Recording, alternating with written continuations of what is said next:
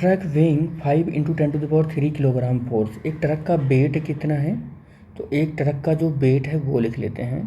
मास m = 5 × 10⁻³ ये तो kilogram हो गया, और फोर्स यानी वेट कितना हो गया 5 × 10⁻³ इतना किलोग्राम फोर्स हो गया। हमने यहीं से मास भी कैलकुलेट कर लिया, ये इतना मास है और g से मल्टीप्लाई करेंगे तो वो वेट हो जाएगा, या यहाँ फोर्स है उसका यूनिट है ही है।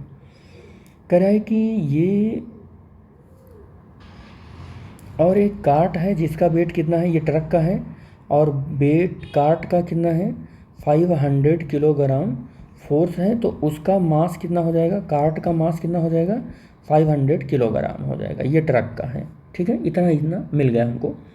मूविंग विथ सेम स्पीड, दोनों सेम स्पीड से जा रहे हैं, इसकी भी स्पीड सेम है, इसकी भी स्पीड सेम है, दोनों की स्पीड सेम है।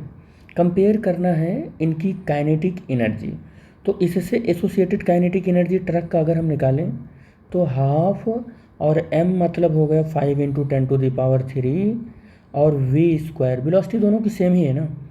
और इससे एसोसिएटेड अगर हम काइनेटिक एनर्जी निकालें कार्ट का, तो 1/2 × मास इसका 500 और इंटू वेलोसिटी दोनों की सेम है, दोनों को डिवाइड कर दो।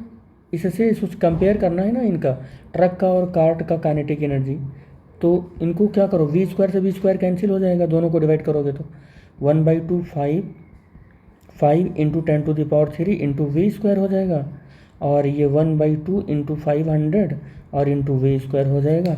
और यहाँ पर क्या होगा, v² से v² कैंसिल हो जाएगा, हाफ से हाफ कैंसिल हो जाएगा, तो 5 × 10⁻³ ये मिलेगा और 500 ये मिलेगा।